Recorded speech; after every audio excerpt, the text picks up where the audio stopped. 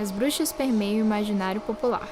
Desde representações caricatas, sensuais até atrapalhadas, elas fizeram e ainda fazem história na cultura pop. Para comemorar o Dia das Bruxas, o vídeo de hoje é dedicado a elas. As feiticeiras estão soltas por aí.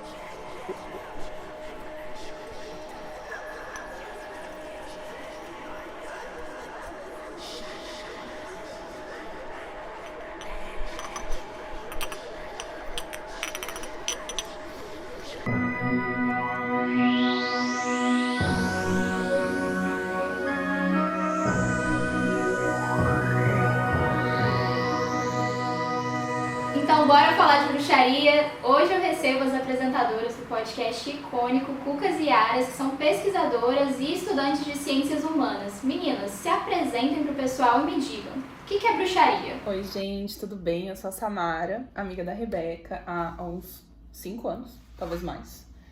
E eu sou estudante de Ciências Sociais pela Unicamp, faço Direito na PUC Campinas. E eu acho que dentro dos nossos estudos, se a gente for pensar num viés histórico e no viés da Silvia Federici, que é a forma que a gente lê as bruxas, eu acho que bruxa é você ser contra as imposições do sistema. Então, se a gente vive num sistema capitalista, patriarcal, racista, se você foge a esse estereótipo, se você foge à normatividade, você vai ser taxada de bruxaria. Isso sem levar em consideração, isso levando em consideração esse viés. Agora, se você for pensar, tem um lado místico, tem um lado... Enfim, tem muitas faces. Mas eu acho que a face que a gente dá no nosso trabalho é essa questão da bruxa enquanto algo fora do sistema. Um outsider, um real outsider. Oi, gente, eu sou a Maria Gabriela. Eu faço Direito na PUC Campinas e tenho o podcast Cucas e Yara junto com a Samara. E assim, acho que a gente tem, e por isso mesmo que a gente fez esse podcast, a gente tem uma visão muito parecida sobre o que é isso. E dentro do nosso estudo sobre bruxas, a gente pensa isso. Óbvio, a gente não tem... Hoje em dia, a gente tem crenças que são autodenominadas bruxarias e são crenças que também são autodenominadas dessa forma porque elas fogem à crença comum que é dentro do cristianismo. Então, a gente também tem que pensar por que chamam-se essas crenças de bruxarias. Mas, socialmente falando, é exatamente isso que a Samara falou. A bruxaria é tudo que foge ao sistema. E em se falar em bruxas mulheres, que é o que a gente traz, é o que a gente mais vê, né? Poucos são os bruxos. E quando a gente fala em bruxos, né, no sexo masculino, a gente pensa em poderosos, incríveis, mágicos. Quando a gente fala em bruxa, que é sempre no negativo, a gente está pensando da mulher que foge ao padrão que é imposto. E aí, dentro desse olhar da Silvia Federici, ela foge ao trabalho reprodutivo que é designado à mulher. E a Silvia tem uma frase muito emblemática, que eu acho que é o que tornou ela, uma das frases que tornou ela, assim, bem famosa, que é: todo aborto no sistema capitalista é um acidente de trabalho. Porque ela vai muito para esse lado. A mulher tem que ter filho, a mulher tem que ser dona de casa, ela tem que cumprir isso. Se ela deixa de cumprir isso, ela é uma bruxa. Porque ela tá fazendo errado, ela não tá cumprindo o papel dela para com o sistema. Acho que a gente já pode começar, então, a falar sobre essa imagem degradativa da bruxa. Se a gente observar, as principais representações da bruxa na ficção são mulheres amargas, assustadoras e muito malvadas. Isso está presente desde filmes como Feitiçaria através dos Tempos, até nos contos infantis que a gente ouve quando criança. Então, eu quero saber de vocês, de onde veio esse estigma? Seria uma herança direta do período das caças às bruxas? Com certeza a gente pode pensar isso, e é como a gente falou, temos falado, e é por isso que a gente traz a história da bruxa. É muito importante a gente pensar a bruxa dessa maneira. É uma questão sistemática. Isso veio da caça às bruxas porque é ali que começa o sistema capitalista. E uma vez que ele perdura, ele continua. Aquela dali foi a primeira estratégia, dentro de muitas estratégias, de você pegar as minorias e colocar elas no lugar que o sistema quer. E como isso perdura, como o sistema tem se renovado, os reforços desse estigma são herança, querendo ou não, né? A gente ainda está dentro do mesmo sistema que só tem se renovado. Eu acredito muito que algo muito importante para manter qualquer sociedade funcionando economicamente, enfim, estruturalmente, você precisa de imaginário social, que eu acho que é uma das primeiras coisas que você vê quando você começa a estudar sociologia, por exemplo, né? Essa ideia de imaginário social. E o imaginário social é muito importante. Se a gente está pensando, se a gente aqui, né, principalmente no seu canal, falando sobre cultura pop, não só cultura pop, mas sim, falando de filmes e de produção audiovisual, isso é muito importante, né? A construção, ela vai refletir a sociedade, ela vai refletir os estereótipos da sociedade, mas além disso, ela vai reforçar, né? Ela vai se valer disso, principalmente se a gente está pensando que o imaginário social foi construído dessa forma e consolidou o capitalismo dessa forma, então isso faz parte da consolidação. Então não tem como você, né, eu acho que dissociar. Eu acho que é muito essa questão desse estereótipo ser necessário para que isso seja renovado e para que as pessoas continuem tendo essas crenças e para que também, assim... Porque eu acho que algo que está no imaginário social é algo tão, às vezes, no subconsciente, que você faz e age de formas que você, às vezes, não tem consciência do que você está fazendo, assim, uma consciência plena. Que é algo que é colocado para você diariamente de formas que, às vezes, você nem percebe que você está absorvendo isso e você está reproduzindo isso.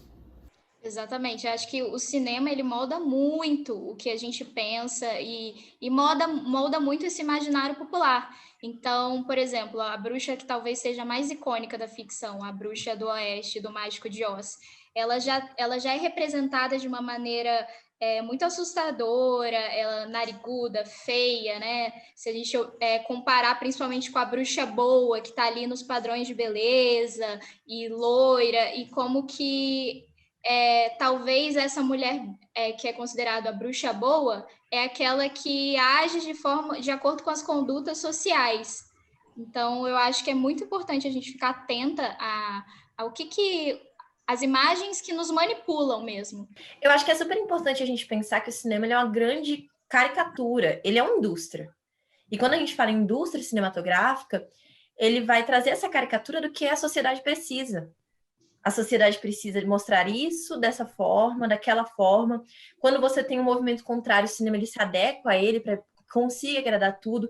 Então, ele é essa grande indústria que ele vai trazendo imagens que é o que a sociedade quer, que é o que a sociedade em determinado momento precisa. Então, em algum momento, a gente vai ter essas bruxas más, sempre muito feias, pelo padrão de beleza que a gente traz, a bruxa verde, né, a do Oeste. Então, você traz todas essas caricaturas do que seria o ruim na nossa percepção social. A principal autora desse assunto, que é a Silvia Federici, ela diz que em 1970 novos movimentos tentaram recuperar essa imagem depreciativa da bruxa. E nesse mesmo período surgem representações mais simpáticas de feiticeiras, mas também outras mais agressivas, que vinculam as bruxas às questões satânicas, como no Bebê de Rosemary. Vocês acham que essas obras podem ser um efeito direto do feminismo, uma resposta? Eu acho que nessa época, o movimento feminista... Eu acho que a gente não pode nem chamar o movimento feminista dessa época de movimento feminista. Eu acho que ele era mais um movimento de mulheres, né? Essa questão, assim... Primeiro porque eu acho que tem muito de como ele está estruturando da onde que... onde mora a emancipação feminina. Porque esse feminismo inicial, para esse feminismo inicial, a impressão que eu tenho é que a emancipação feminina mora ali nas mulheres brancas de classe alta, que têm uma vida muito estável e confortável, porém vivem às custas do seu marido, então dependem diretamente, eles não têm o capital para elas, para si. O marido tem o capital, o marido detém todo o capital, ela tem que pedir autorização. E aí, para mim, eu acho que elas estão construindo essa discussão muito ali. Então, como elas estão discutindo essa questão dentro desse pequeno nicho social da época, eu acho que isso reflete muito nos filmes, né? Porque esses filmes das bruxas mais... como é que eu posso dizer? Mais domésticas, mais que dialogam com essa questão dessa classe, né? Dessa classe de mulheres que está pensando onde reside a diferença entre o homem e a mulher dentro desse sistema. E aí eu acho que isso vai refletir muito, muito, muito bem essa época e como esse movimento está se articulando. E também a gente tem que pensar que são filmes que eles não quebram totalmente estigmas. É isso que a Samara falou, é a ideia de você parece que mostrar que a imagem da bruxa, ela pode ser uma bruxa mansa. Olha aqui como a gente não morde. Olha aqui como pode ser legal. Só que ao mesmo tempo você vai ter outras que continuam puxando para o estereótipo. Mas em nenhuma delas, em nenhum momento, seja as mais, né, dóceis, seja as que vão para um lado mais punk, como é o caso do Bebê de Rosemary, elas trazem essa ideia do estigma sempre. Seja um estigma mais sutil, que é na sensualidade, seja na própria ideia de maldade, ele ainda vai estar muito presente. Então você não tem uma quebra imediata, até porque, e eu acho que isso reflete muito no momento social que a gente está vivendo. Você não tem um movimento consolidado, você não tem ideias consolidadas, você não tem uma estrutura política muito forte ainda. Então isso vai refletir nessa divisão e também como a gente mantém estigmas. E como quando você não tem pensamentos muito, muito, né, fortes, muito determinados, você não quebra com certas questões que vêm lá daquela ideia de colonialismo. Então, se você está presa ainda nessa ideia de colonialismo, você continua tendo estigmas. É sempre isso. Seja um movimento contrário né, ao grande padrão da bruxa má, mas ele ainda tem as amarras. E eu acho que essas amarras, elas ficam muito claras quando você vê que esses estigmas permanecem mesmo nos filmes que tem a bruxa boazinha. Eu acho que esses filmes dessa época, eu enxergo muito eles como... Há ali uma ambiguidade moral. Então tem essas bruxas que, como a Samara falou, as bruxas domésticas, que dialogam com as mulheres que estão em casa com seus maridos e suas famílias assistindo a filmes e séries. Então você vê praticamente um espelho do que você é. Que é uma mulher que, apesar de ter poderes, seus poderes são dopados pelo marido. Então tem até, acho que é a feiticeira, que é uma bruxa que ela usa a bruxaria, ela tem que usar a bruxaria dela escondida do marido. Enquanto isso, a gente vê outras obras que vinculam, tipo 8 e 80. Ou é a bruxa doméstica, ou é a bruxa ali do Bebê de Rosemary, a bruxa velha que faz um pacto com o diabo para pegar ali e trazer o anticristo, que é a representação do mal. Então eu acho que essa época fica muito ali nos extremos. E eu acho que em relação a essas bruxas, né, existem até estudos específicos sobre a feiticeira. Eu li alguns textos que analisavam sociologicamente a feiticeira, porque ela abre mão do que é o grande poder dela e ela fala, prefiro ser uma dona de casa. Isso até é uma questão meio dualista, tipo assim, ela abriu mão do que é um estereótipo de mal, que é a feitiçaria, que é o poder, que é a ideia de que a mulher não pode ter isso, para ser feliz com o marido dela, que era uma coisa que ainda existia muito forte no mundo inteiro, e você vai ter essa feiticeira, que ela queria fazer o bem pelo marido, ela abriu mão de todo o poder que ela tinha por ele, ela tinha que fazer as coisas meio escondidas. Isso, eu acho que também simboliza muito essa época que a gente estava vendo. Querendo ou não, ele traz essa imagem super subversiva, que é a bruxa, e ele coloca ela no lugar da mulher da época, da mulher padrão da época. E eu acho que isso é muito simbólico. Que basicamente, enquanto tem o lance da feiticeira, no Bebê de Rosemary, o marido entrega a mulher para os bruxos fazerem um ritual no qual ela vai ser estuprada. Então, assim, enquanto uma abre mão de seus poderes para ficar ali com o marido e ser feliz, a outra é praticamente manipulada o filme inteiro para o marido dela ficar rico e ser um ator de sucesso. Gente, é assim, bizarro o quanto esse filme pode dialogar ainda com os dias de hoje, porque durante toda a narrativa, esses bruxos e o marido manipulam ela para ela achar que ela está louca.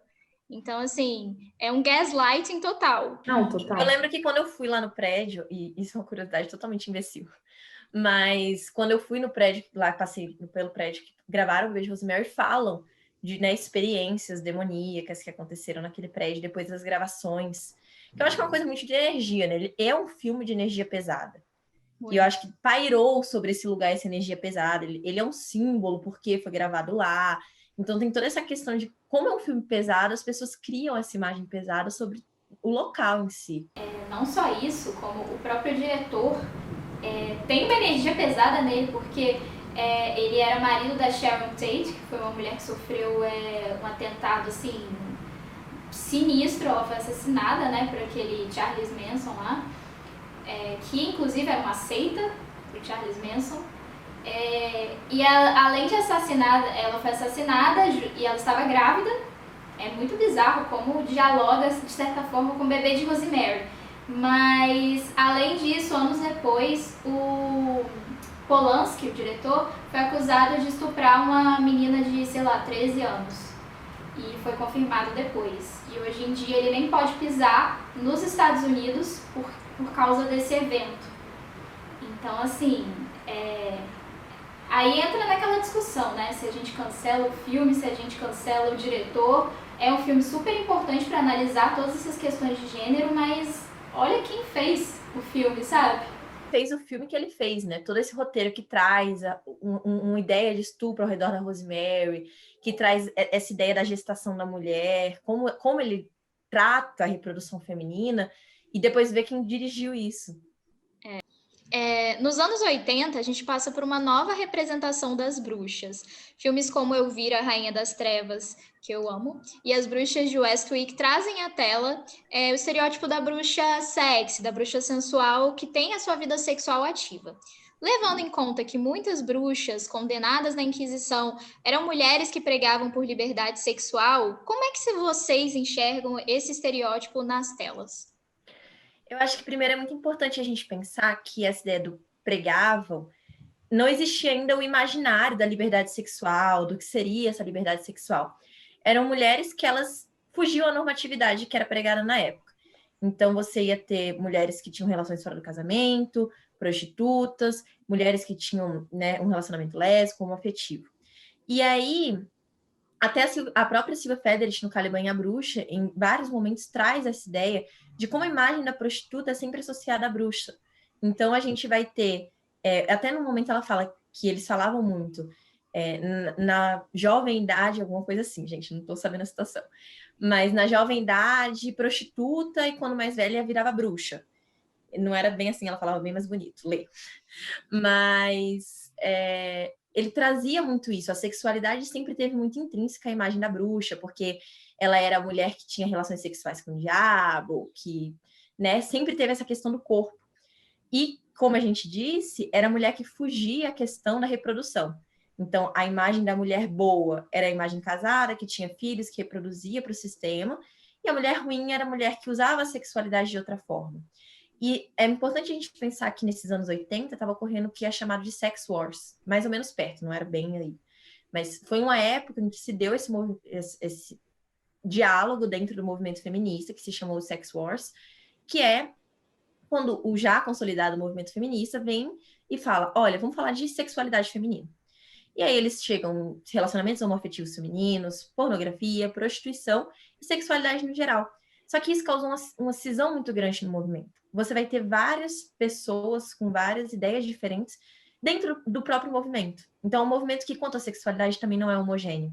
E aí você vai ter esses filmes que condizem muito com o momento histórico que a gente está vivendo dentro do feminismo, que é esse momento de cisão, é um momento de visões separadas e que trazem uma outra visão da bruxa, mas que também é uma outra visão bem estereotipada, que é a questão da sexualidade, de como a bruxa ela inebria os homens, e eu acho que isso é muito bem tratado. Até um filme muito recente, bem ruim, mas muito recente, que chama 16 Luas. Ah, eu vi, é ruim. Aquela. Bem ruim. E traz a bruxa má, uma bruxa pode virar boa, pode virar má. E a bruxa má traz a visão da mulher que encanta os homens e leva eles para a morte depois que tem as relações com ele. Então você tem essa questão do sexo como uma coisa ruim, e o sexo é um estereótipo super ruim. O sexo que forja a normatividade é sempre visto como uma coisa ruim. Então até a própria questão, a bruxa ser sexy, óbvio, brinca com o imaginário, né, social, brinca com a questão do fetiche, mas a bruxa ser sexy, ela não está sendo uma bruxa boa por isso. Porque o sexo, quando foge à normatividade do casamento, ele ainda é muito mal visto. Então, ele traz uma outra visão, uma visão mais inebriante, mas ainda assim não é uma visão, nossa, que bruxa legal. Não, ele está mostrando uma visão que também é ruim, porque o sexo não é bem visto na sociedade. E eu acho que uma coisa que a gente pensa, eu acho que isso é até hoje, com certeza, está reivindicando a sua própria sexualidade, né? Tipo, a construção do sexy dentro da sociedade, e vai refletir na mídia, quem que está construindo isso, né? São, de novo, as mulheres brancas, muito magras, e a gente vê isso até hoje, como isso ainda molda. E aí, se você parar para pensar, esse estereótipo ele ainda vive hoje, e até um movimento que quer fazer um corpo livre, um movimento que quer tirar esses padrões, ainda é um movimento que segue muito e que dá voz e que dá visibilidade para mulheres brancas e magras. Tudo bem, brancas e magras, com 3 dobrinhas na barriga, sim, mas ainda assim brancas e magras. E eu acho que gira muito em torno disso, né? Falar de sexualidade é legal, é lindo, é sexy, é gostoso quando você é branca e magra. E isso eu acho que é até hoje. Essa questão do sexo normativo. E o sexo normativo também impõe corpos normativos e normativizados. E tanto a pornografia quanto o cinema, eu acho que nisso eles têm um ponto em comum. Eu até comparo a pornografia com os filmes românticos. Porque são vendas de coisas que a sociedade pede. A sociedade pede sociedade no sentido sistema mesmo. Pede o romance clichê da mesma forma que pede esse pornô normativizado. Quando a gente vai falar de pornografia, tem o pornô fetiche, mas ele é muito menos consumido do que o pornô hétero, casal branco, que vai, né, criar o normativo. E o normativo ele é muito bem vendido. E o cinema é uma indústria muito parecida, no sentido de que ele vai vender o que a pessoa quer. Então, é o sexy que a indústria quer.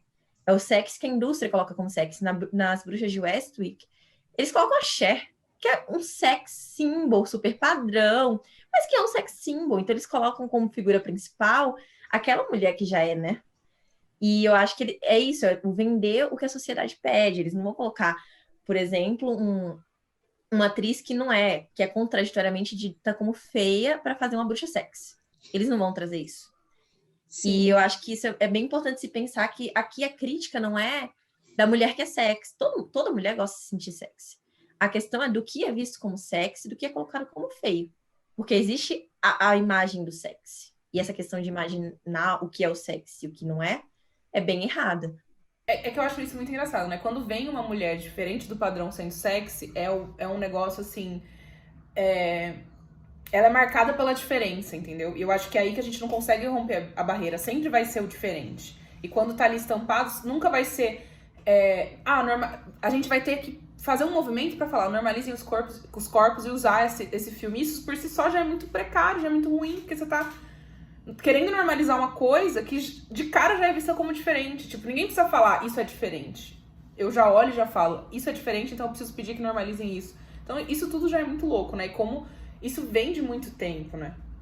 E deixa eu fazer um parêntese aqui. Você falou das Bruxas de Westwick e da Cher.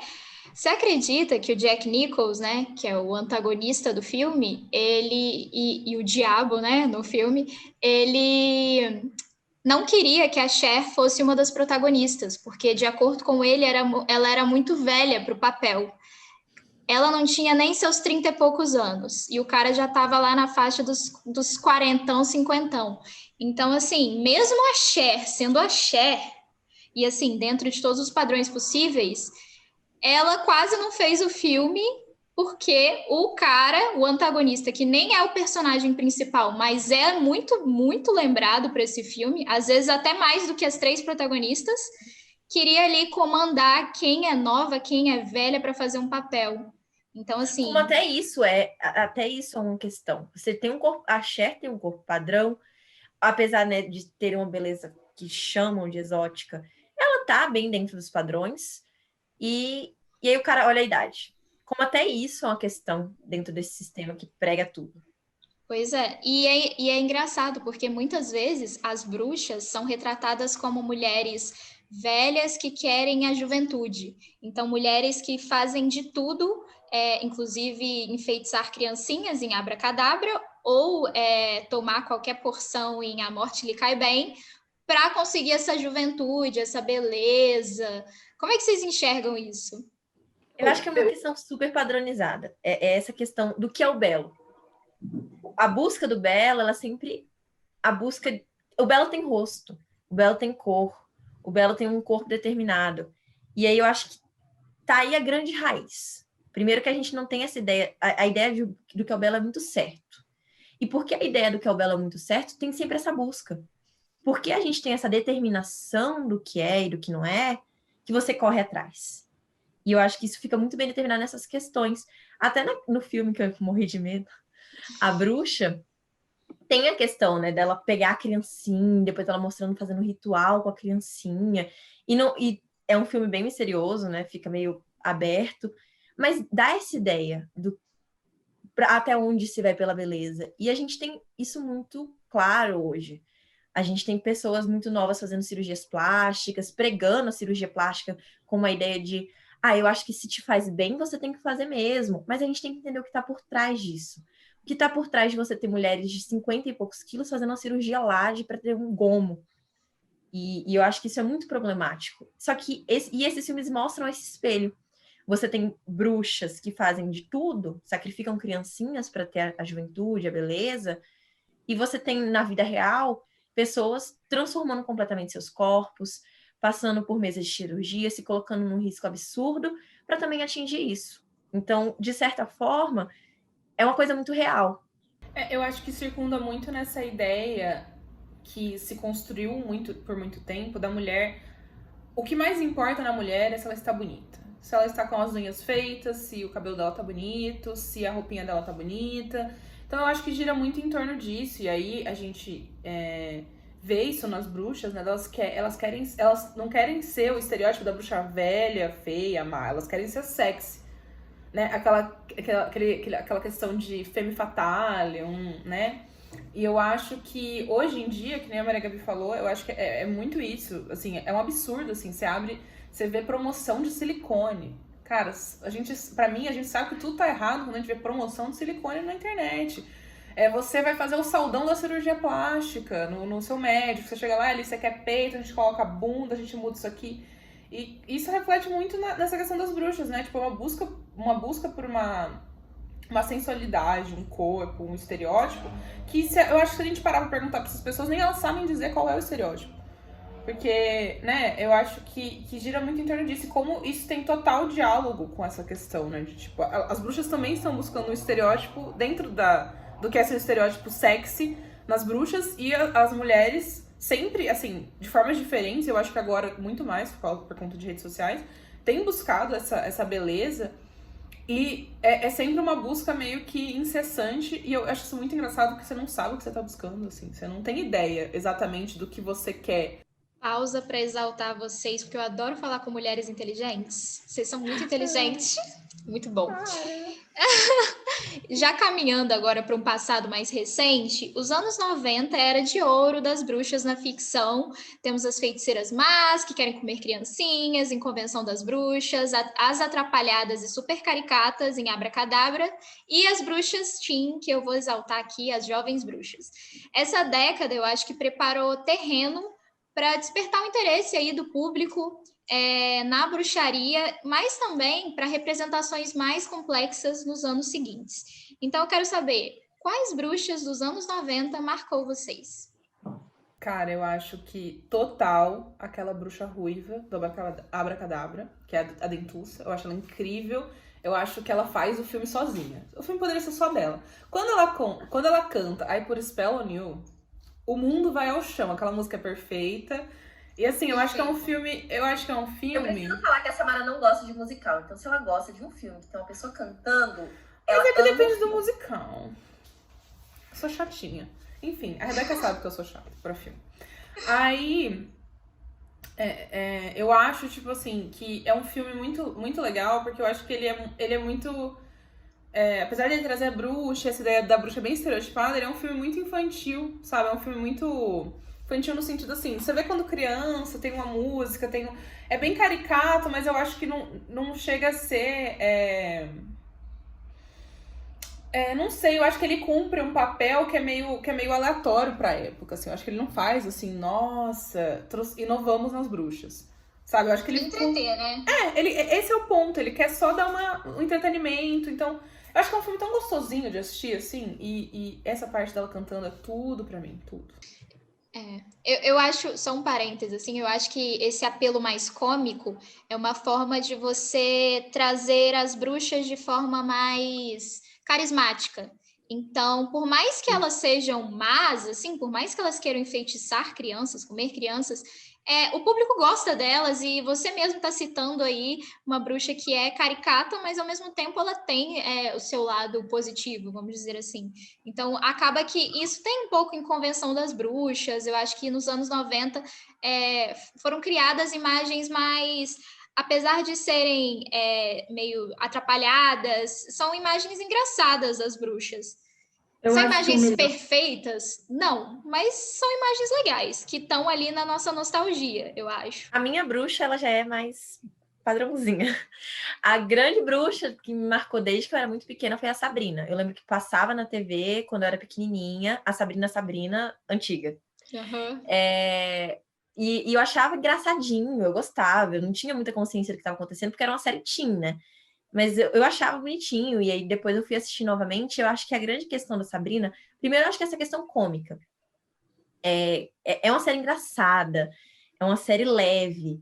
E aí tem a questão que a Sabrina, ela não vai trazer os estereótipos no sentido de que ela não tem uma grande sensualidade desenvolvida. Eles não exploram o lado sexy da Sabrina, que até tem acontecido mais na nova Sabrina do que nessa antiga. Essa antiga ela é uma adolescente normal e não traz a questão da maldade, né? Ela é só uma jovem feiticeira. E, claro, é de se questionar do porquê a bruxa boa, que é a Sabrina, ela é tão padrão, ela é loira, ela é má, ela tem olho claro, e isso é a imagem do bom, né? Que vem também na bruxa boa, que a Samara já tinha citado antes da Alice. Mas eu acho que ela quebra muito esse propósito do padrão da bruxa. Não do padrão em si, ela é super padrãozinha. Como eu disse, a minha bruxa preferida é padrãozinha. Mas ela quebra a questão do estereótipo da bruxa porque ela não tem nenhuma das grandes características dela. E a problemática dela, é isso que a Samara falou, é uma problemática muito adolescente, é uma questão muito... é uma questão do dia a dia da jovem, mas que ela tem um poder. E eu acho que ela trouxe essa leveza para o mundo das bruxas, que eu acho que tornou Sabrina o ícone que é. E por isso que tem um reboot, por isso que existem outras séries que foram inspiradas na Sabrina. Eu acho que não dá para deixar de falar no Salem, que o Salem é o ícone daquela série, o Salem é o ícone da minha vida, que o Salem é assim, ele é tudo, ele é sarcástico e ele é um gato companheiro. Quem é um gato companheiro preto? É tudo que uma bruxa quer. Então eu acho que cria também essa... Não sei, eu acho que as bruxas, elas entram mais num... Porque eu acho que assim, você tem as fases adolescentes. Você vê um filme que tá na moda, você fala, queria ser vampiro. Não sei o quê. Eu acho que a Sabrina, ela traz essa vontade. Queria ser bruxa, deve ter um gatinho, ele ser pretinho, ele ser sarcástico.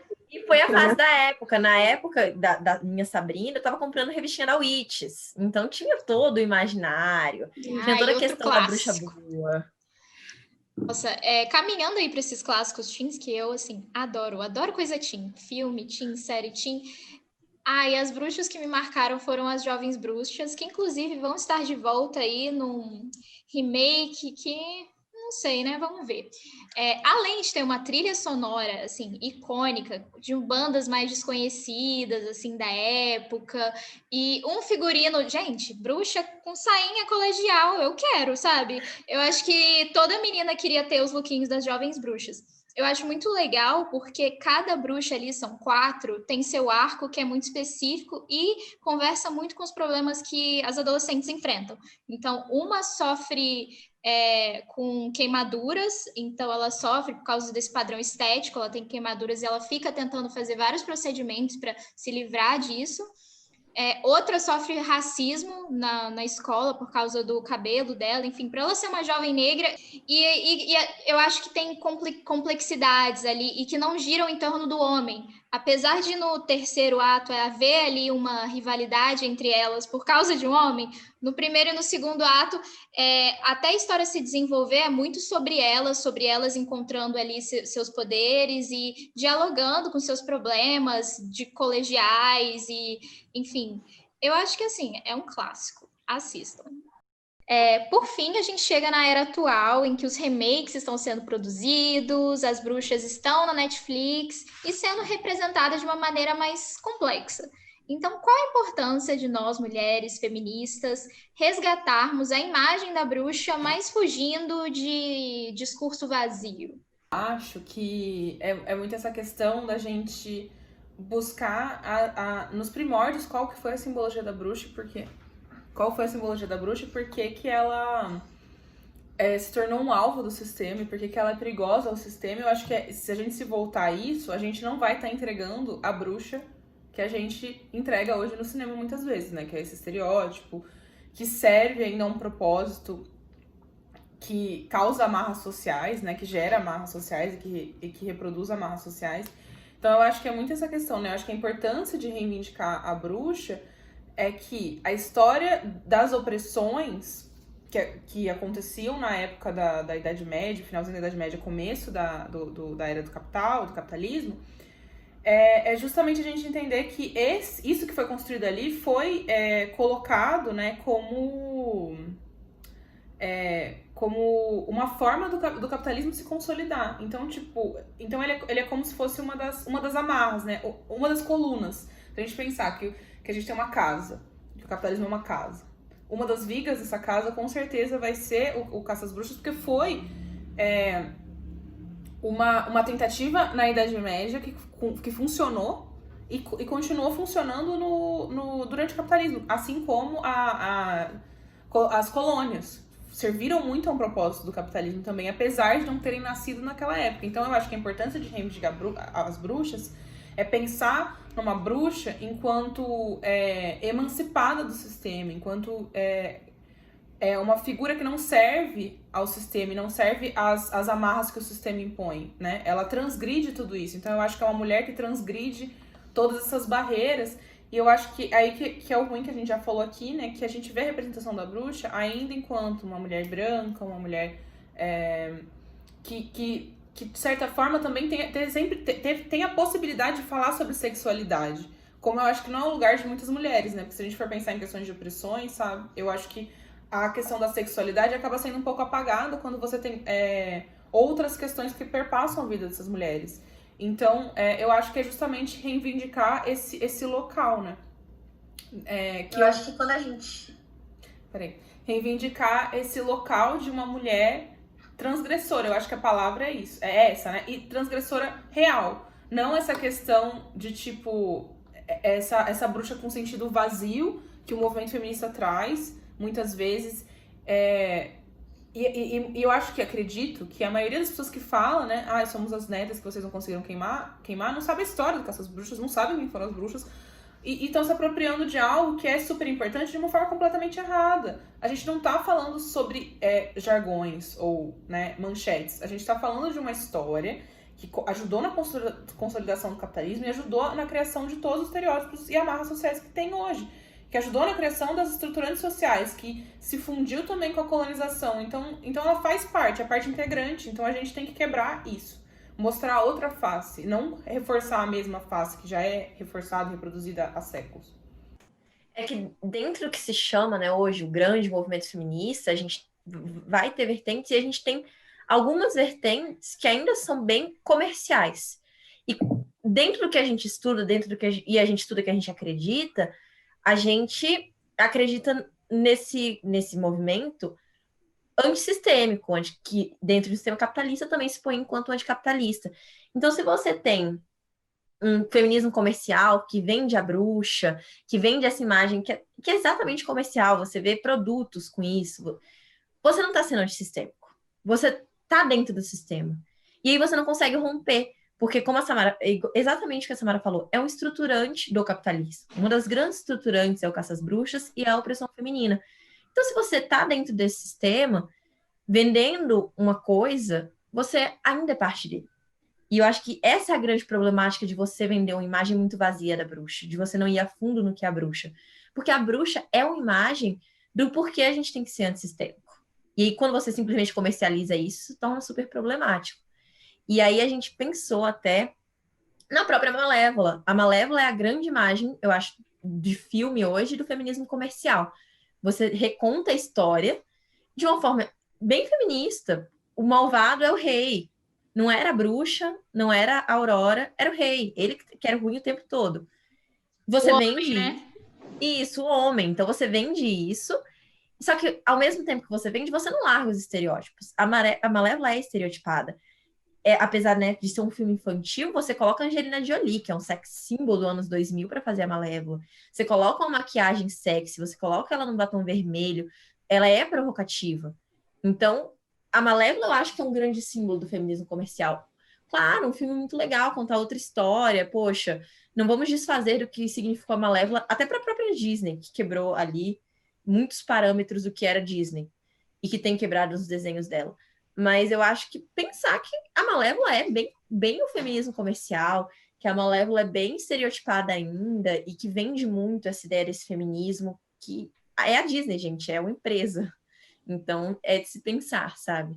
E aí a gente até Exatamente. pensou hoje, né? A gente tava pensando, pô, mas não tem bruxa preta, quase não tem mulheres pretas fazendo bruxas.